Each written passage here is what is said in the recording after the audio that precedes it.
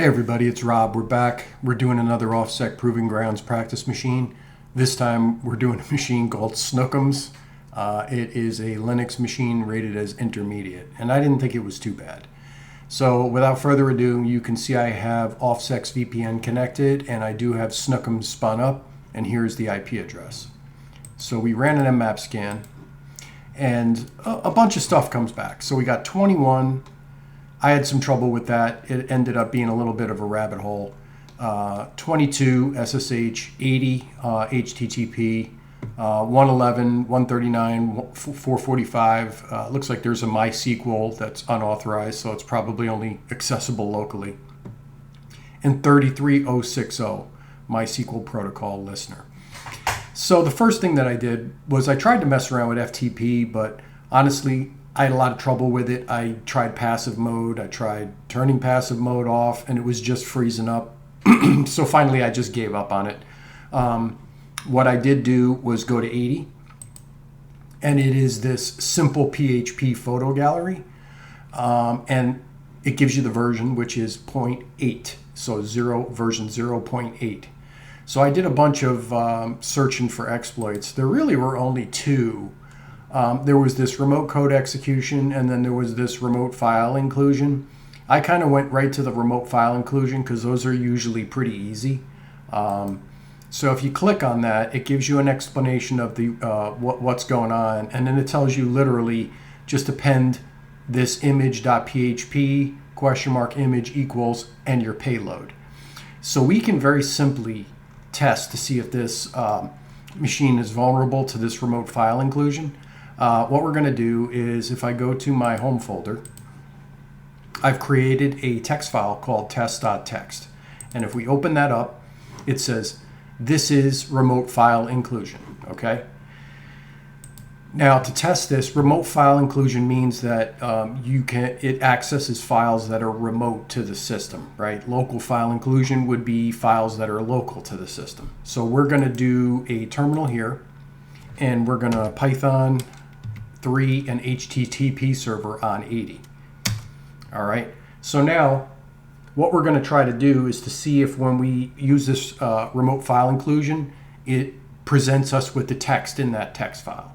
And very simply, we can do that by opening a new tab, and I have it right here.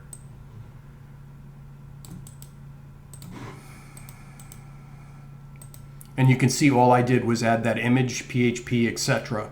And then I just pointed it to my attack machine test.txt. So if when we hit enter, we see this is remote file inclusion, we know that this server is vulnerable. And it is, because here's the contents of my text file right here. So what we're going to do is, usually when you have a remote file inclusion like this, you can certainly do like a reverse shell of some kind. We're going to use pwnkit's reverse shell, PHP reverse shell.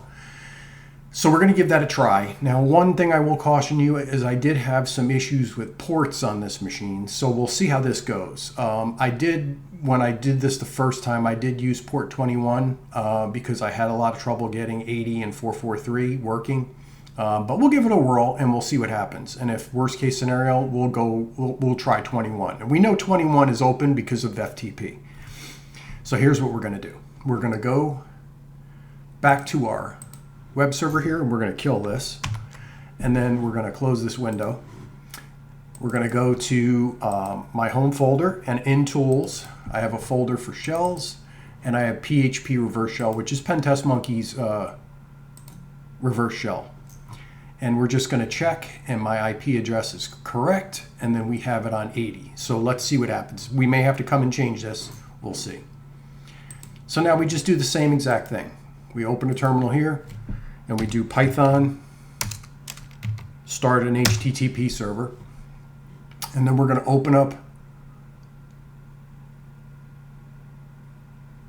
Oh, we can't do the HTTP server on 80 because our listener is going to be on 80. I just realized that. Maybe that's why I used 21. So if we go back and we look, 21 is open. So I think what we're going to do is we're going to try to do our web server on 21 and see what happens. So we're going to just basically change this to 21. Okay. And then we're going to come back to the website, and I got to just modify my payload to reflect it's on 21. Make sure we have our listener on. We do not, so let's get a listener going. Netcat on 80. So we have our listener going. We have our web server going on 21, and we're ready to try this payload. So let's see how this goes.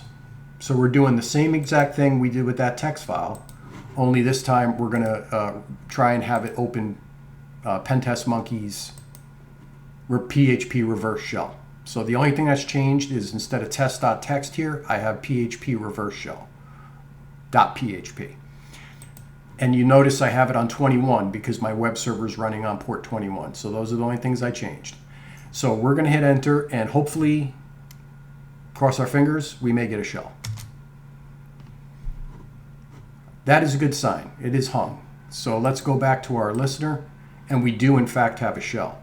Now, one thing I will tell you, we're going to try and upgrade our shell, but I'm going to show you right here. It's not going to work. So if we copy this, this is the normal one that we do, right? Python 3, spawn, bin bash. We hit enter. Python 3 is not found. So then what I started to do this, which Python 2.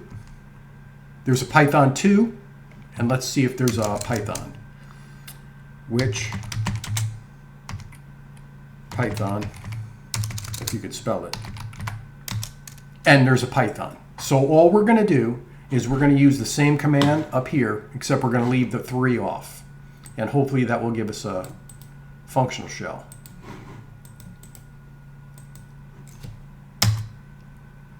All right, so I do my normal enumeration here. First of all, we're going to see who we are. So who am I? We're Apache. We're going to do an ls. There's not much there. We're at the root of the file system, it looks like. So let's go to cd home, do an ls. There's a user Michael. Let's see if we can get into Michael's home directory. We cannot. All right, so can we do sudo tacl? I doubt it. I don't know the password. So we're not sure if we can do sudo tacl. Now what we're going to do is we're just going to real quick see if we can do find any files with the suid set.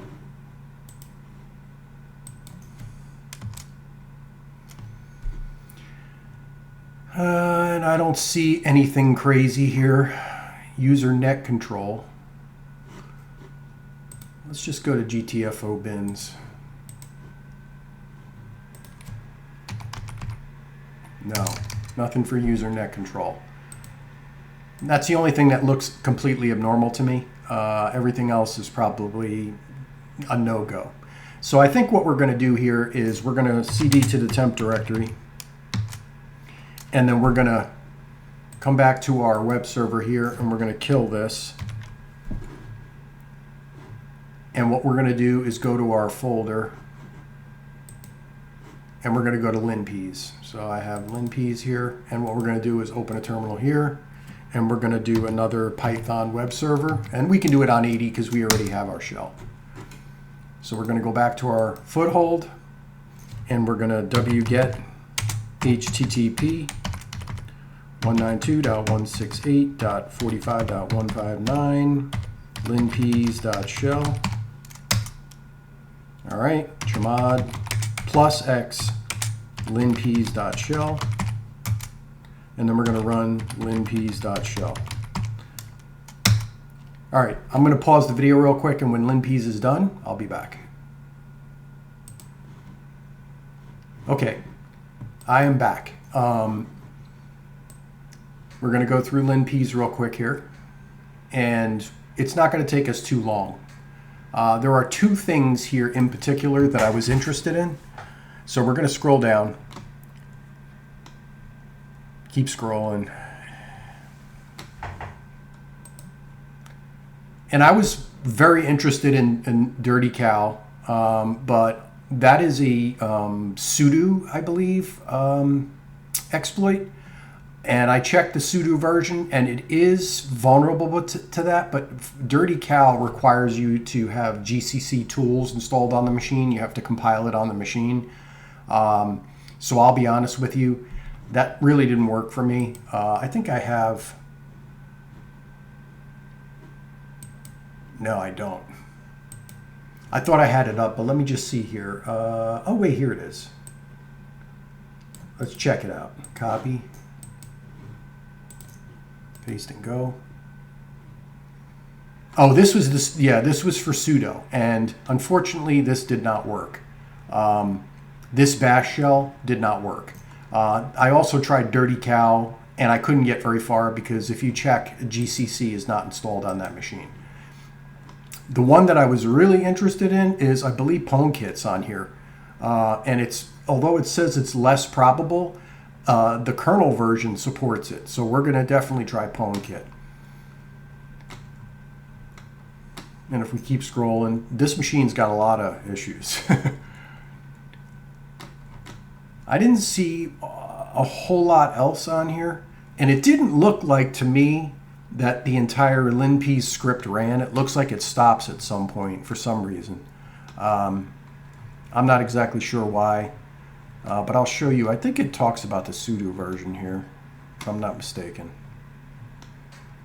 Just got to keep scrolling. There's a, yeah, I don't even think it does. I think I figured out the sudo portion from the Dirty Cow vulnerability.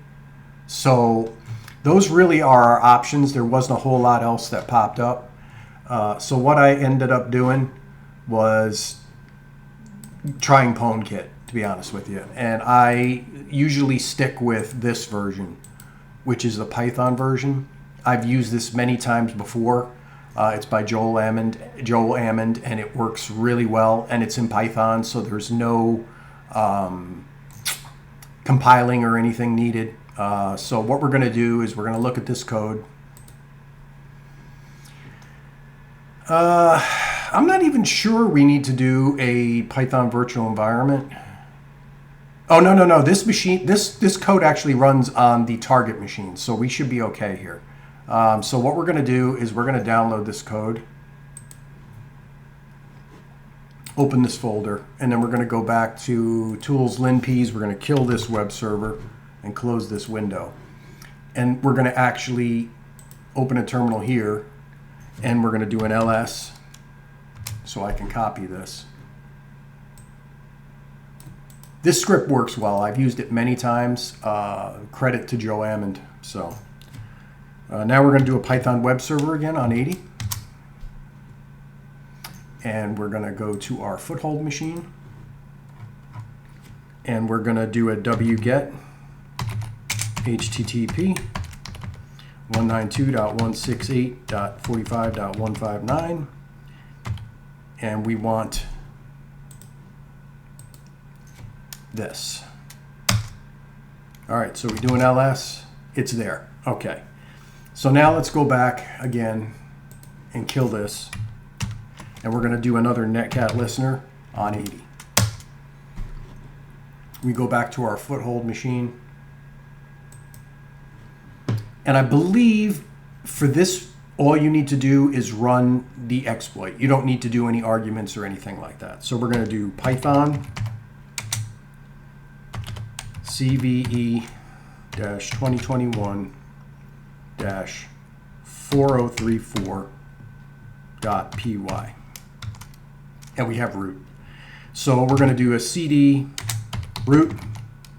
Well, first let's go get the user flag because we couldn't get into Michael's folder. So cd home Michael,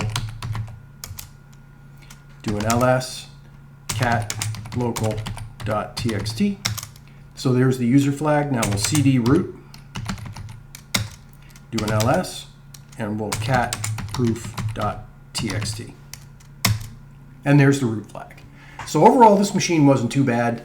What we did to exploit it was we ran nmap. We saw there were a bunch of ports open, got stuck in a little bit of a rabbit hole with FTP, eventually went to 80 and found this simple PHP photo manager, found a local file, remote file inclusion exploit for it, and using that, we were able to generate a reverse shell using Pentest Monkey's PHP reverse shell.php file.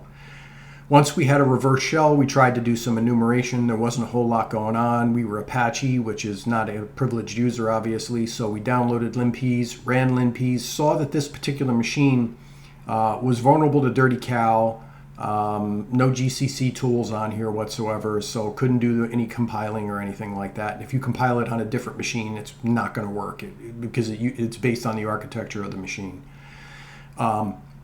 Found that it was less probable, but possibly based on the kernel version, vulnerable to pwnkit. So we went to Joe Ammon's GitHub page and used his wonderful Python version of that exploit, downloaded it to the local machine, ran it, got root, was able to obtain the user flag in Michael's home directory, and then was able to go to the root directory and obtain the proof.txt. So like I said, not a bad machine. Overall, I enjoyed it. I love these types of machines. I'm pretty decent at these. So hopefully this video was useful. Hopefully you learned something. All the links that I used will be in the description below. If you have any questions, comments, concerns, just want to say hi, let me know somebody's watching this, please do so. Just drop a comment below. I want to thank you guys for watching, and I'll see you in the next video.